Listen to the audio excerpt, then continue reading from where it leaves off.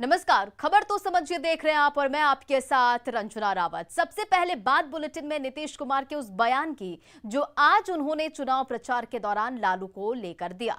दरअसल 3.5 सालों के बाद लालू उपचुनाव के दंगल में उतरने वाले हैं। लंबे वक्त के बाद लालू नीतीश सीधे तौर पर आमने सामने हैं, लिहाजा जैसे जैसे चुनाव के दिन नजदीक आ रहे हैं बयानों की तल्खी भी बढ़ रही है। पहले सुनिए लालू को लेकर नीतीश का वो खास बयान, फिर खबर तो समझिए। लालू जी भी आ रहे हैं। पता नहीं, सबका अपना काम है जो करे। यहाँ आते हैं, जेलवा में रहते हैं, वहीं से नहीं सबसे बच जाते हैं। पता नहीं, सबका अपना काम है जो करे। यहाँ आते हैं, जेलवा में रहते हैं, वहीं से नहीं सबसे बच जाते हैं। को समझिए, मुख्यमंत्री नीतीश कुमार ने हंसते हुए बड़ी बात का इशारा किया है। नीतीश कुमार ने साफ कहा कि लालू जेल से बात करते हैं। 5 अक्टूबर को भी नीतीश ने ये बात कही थी और आपने वो बयान जो नीतीश कुमार ने अभी हंसते हंसते दिया, वो बयान को भी आपने सुना। आपको याद होगी साल भर पहले की बात, स्पीकर चुनाव के वक्त लालू का कथित ऑडियो सामने आया था। बीजेपी विधायक ललन पासवान ने लालू पर आरोप लगाया था। लालू पर उन्हें लालच देने का आरोप लगा था। बाद में जीतन राम मांझी ने भी लालू पर आरोप मढ़ा था। जीतन राम मांझी ने कहा था कि लालू उनसे बातचीत करना चाहते थे। वीआईपी के अध्यक्ष मुकेश सहनी ने भी लालू यादव पर फोन करके समर्थन मांगने का आरोप लगाया था। चलिए बढ़ते हैं अपनी अगली खबर की ओर। आज से ठीक 4 दिन बाद 2 सीटों तारापुर और कुशेश्वर स्थान पर उपचुनाव है। दोनों विधानसभा क्षेत्रों में प्रचार करने के लिए आज मुख्यमंत्री नीतीश कुमार चुनावी रण में कूदे, कल भी कूदने वाले हैं। पूरे रिपोर्ट को देखिए, फिर खबर समझिए। नीतीश कुमार जिंदाबाद।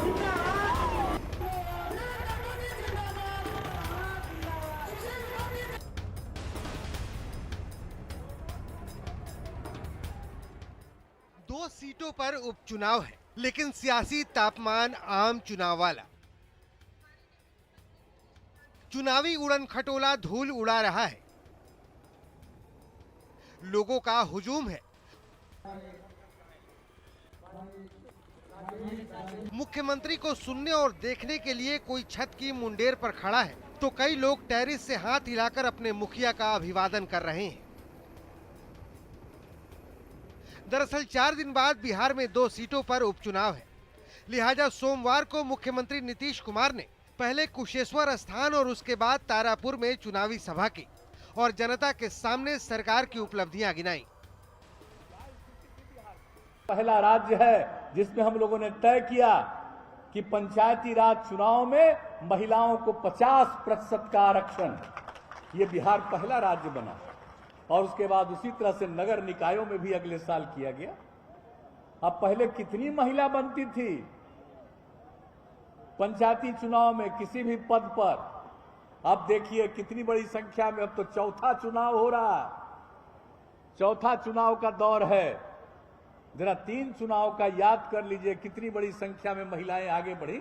जो 2007 में जो कुछ भी हुआ था और यहां से हम लोगों ने जो शुरू किया था, तो क्या क्या काम एक एक जगह पर 1-1 क्विंटल अनाज घर घर में बांटे थे। तब बाद में हम घूमने आए तो दरभंगा में हमको क्विंटलिया बाबा कहने लगा। आप जरा सोच लीजिए, हम इसको कभी अपने जीवन में भूलेंगे? तारापुर और कुशेश्वर स्थान दोनों सीटें पिछले चुनाव में एनडीए के खाते में थी, लिहाजा एनडीए के सामने दोनों सीटें बचाने की चुनौती है। नीतीश कुमार ने मैदान में अकेले दम पर खड़ी आरजेडी पर इशारों इशारों में जमकर प्रहार भी किया। हम लोगों को दीजिएगा तब नहीं सब काम होगा, और कहीं इधर उधर किसी को दे दीजिएगा तो मौज न करेगा, आपके हित में सोचेगा कि अपने हित में सोचेगा।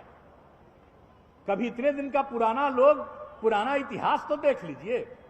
और हम लोग जितने लोग काम करते हैं, जरा बता दीजिए कि कोई भी एक आदमी अपने हित में कोई काम किया हो? सब आपके हित में काम करता है। तो जरा इन सब चीजों पर याद रखिएगा। हम लोगों के ऊपर तो तरह तरह का बात लोग बोलते रहते हैं।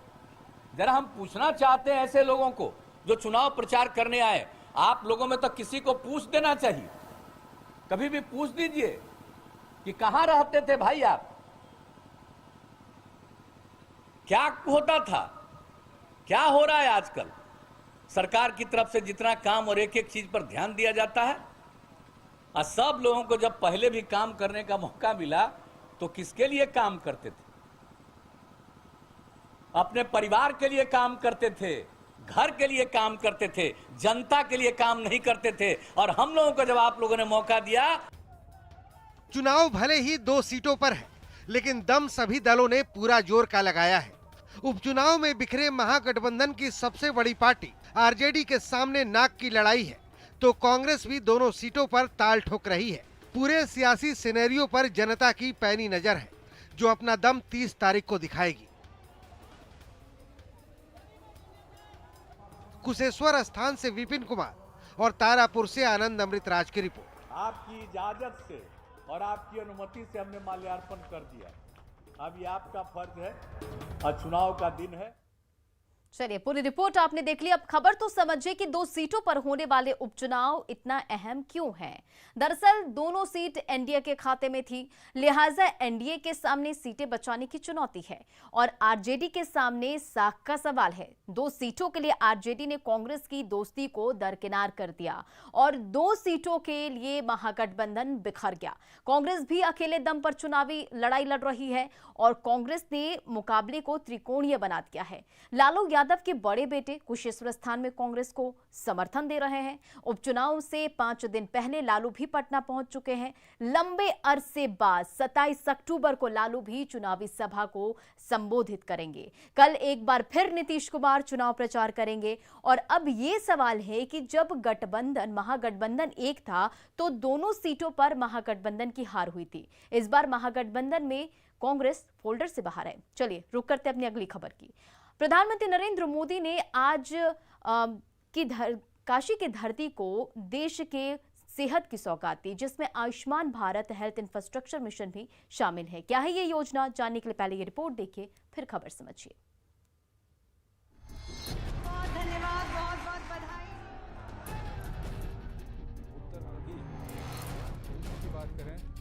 प्रधानमंत्री नरेंद्र मोदी ने सोमवार को काशी की धरती से PM Ayushman Bharat health infrastructure mission का शुभारंभ किया। इस मौके पर आयोजित कार्यक्रम में पीएम मोदी ने कहा कि इस नई योजना से देश की स्वास्थ्य सेवाओं को बल मिलेगा। हमारी तैयारी उच्च स्तर की हो, गांव और ब्लॉक स्तर तक हमारे हेल्थ सिस्टम में आत्मविश्वास और आत्मनिर्भरता आए, इसके लिए आज काशी से मुझे 64,000 करोड़ रुपए का Ayushman Bharat health infrastructure mission राष्ट्र को समर्पित करने का सौभाग्य मिला है। 64,000 करोड़ की इस योजना से देश भर में इलाज से लेकर रिसर्च तक की एक व्यवस्था तैयार होगी और भविष्य में कोरोना जैसे संकट से निपटने में मदद भी मिलेगी। Bureau report, news 18 network.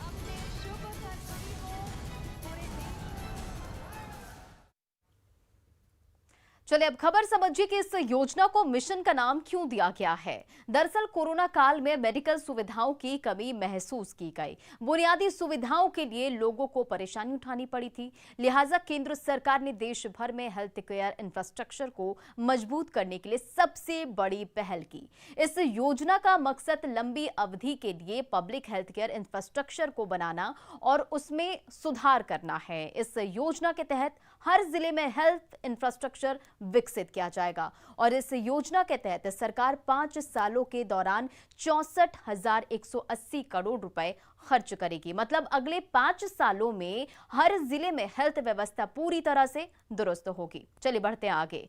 और अब बात सबसे पहले सस्ते फोन की। भारत के नए स्मार्टफोन जियो फोन नेक्स्ट का इंतजार जल्द खत्म हो सकता है। कंपनी की ओर से जियो फोन नेक्स्ट की मेकिंग का एक वीडियो रिलीज किया गया है, जिसमें ये फोन कैसे भारतीय के जीवन को बदलने और उन्हें आत्मनिर्भर बनाने की ताकत रखता है, उसके बारे में विस्तार से बताया गया है।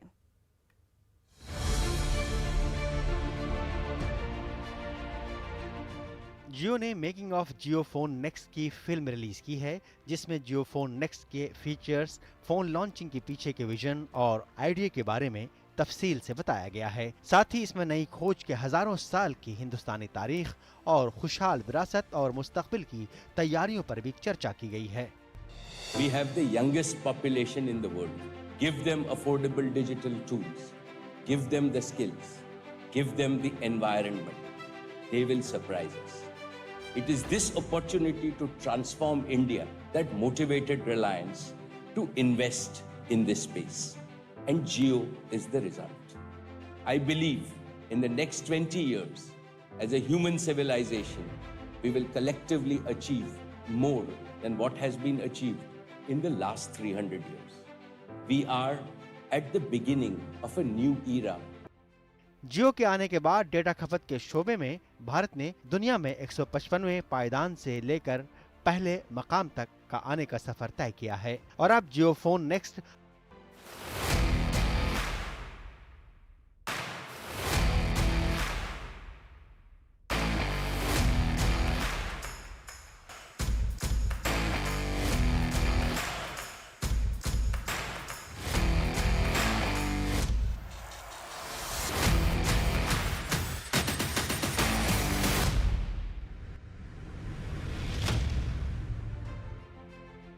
हर हिंदुस्तानी को बढ़ने के यकसा मौके मुहैया कराने वाला है, क्योंकि ये phone made in India, made for India और मेड बाय इंडियंस है। Our vision was very clear. We wanted to connect every Indian in the country, and we wanted to do so in an extremely affordable way. No Indian must be left behind. What we needed was a world-class operating system that gave the user a seamless digital experience, but was extremely affordable to make. So, we had to think out of the box. Google Android ने जियो phone next में भारत के लिए खास progress operating system लगाया है, जिसके साथ जियो phone next में बेहतरीन कैमरा, वॉइस असिस्टेंट, ट्रांसलेशन, दमदार प्रोसेसर और शानदार बैटरी के साथ कई और खूबियां भी मिलेंगी। कंपनी के मुताबिक जियो फोन नेक्स्ट आत्मनिर्भर भारत बनने की सिमत में मददगार बनेगा। Jio Phone Next will help our nation become more and more Atmanirbhar. Bureau report, news 18 network. 67 national film पुरस्कार समारोह का आयोजन आज दिल्ली के विज्ञान भवन में किया गया। इस दौरान विजेताओं को उपराष्ट्रपति वेंकैया नायडू ने सम्मानित किया। दक्षिण फिल्मों के सुपरस्टार रजनीकांत को भारतीय फिल्म जगत के सबसे बड़े सम्मान दादा साहब फाल्के अवार्ड से सम्मानित किया गया। मनोज वाजपेयी, कंगना रनौत और धनुष को बेहतरीन अभिनय के लिए सम्मानित किया गया। फिल्म छिछोरे को सर्वश्रेष्ठ हिंदी फिल्म का पुरस्कार मिला। दिवंगत सुशांत सिंह राजपूत की फिल्म छिछोरे के निर्देशक नितेश तिवारी को सम्मानित किया गया। 67वें राष्ट्रीय फिल्म पुरस्कार की घोषणा मार्च 2021 में की गई थी। लोकप्रिय कलाकारों में से एक हैं श्री रजनीकांत जी। This award is a recognition of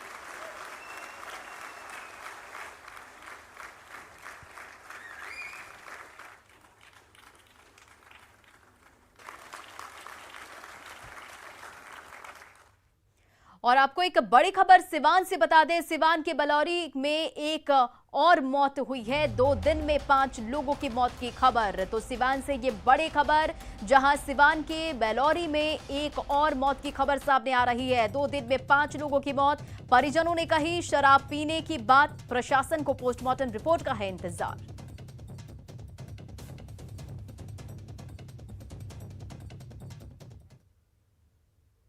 Siwan के 2 गांव 5 लोगों की मौत हो गई है और आशंका जताई जा रही कि ये मौतें शराब पीने से हुई है। इन मौतों की जांच के लिए सिवान के डीएम टीम का गठन कर चुके हैं और जांच टीम ने गांव पहुंचकर जांच शुरू कर दी है।